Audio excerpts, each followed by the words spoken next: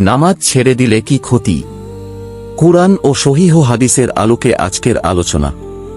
আসসালামু আলাইকুম ওয়া রাহমাতুল্লাহ। আপনি কি কখনো ইচ্ছা করে বা অলসতার কারণে নামাজ ছেড়ে দিয়েছেন? যদি দিয়ে থাকেন তাহলে এই ভিডিওটি শেষ পর্যন্ত দেখুন, কারণ কুরআন ও সহিহ হাদিসে নামাজ ত্যাগ সম্পর্কে এমন সতর্কবার্তা এসেছে যা আমাদের প্রত্যেকের জানা দরকার। মূল আলোচন। প্রিয় ভাই ও বোনেরা, নামাজ ইসলামের দ্বিতীয় স্তম্ভ। একজন মুসলিমের জীবনে ঈমানের পর সবচেয়ে গুরুত্বপূর্ণ আমল হল 5 ওয়াক্ত নামাজ।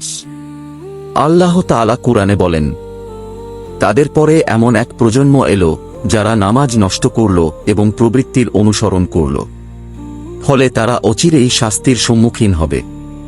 সূরা মারিয়াম আয়াত 59। এই আয়াতও আমাদের সতর্ক করে যে নামাজ অবহেলা করা অত্যন্ত গুরুতর বিষয়।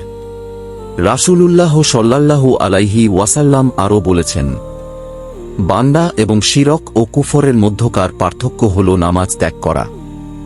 সহিহ মুসলিম। এ হাদিস নামাজের গুরুত্ব কত বড় তা স্পষ্ট করে। এখন প্রশ্ন হল, নামাজ ছেড়ে দিলে কি ক্ষতি হতে পারে? প্রথমত, মানুষের আল্লাহর সঙ্গে সম্পর্ক দুর্বল হয়ে যায়। দ্বিতীয়ত, গুনাহ থেকে নিজেকে রক্ষা করা কঠিন হয়ে পড়ে, কারণ কুরআনে বলা হয়েছে নামাজ অশ্লীলতা ও মন্দ কাজ থেকে বিরত রাখে। তৃতীয়ত, হৃদয় ধীরে ধীরে কঠিন হয়ে যেতে পারে এবং আল্লাহর স্মরণ থেকে মানুষ দূরে সরে যায়। তবে একটি সুখবরও আছে।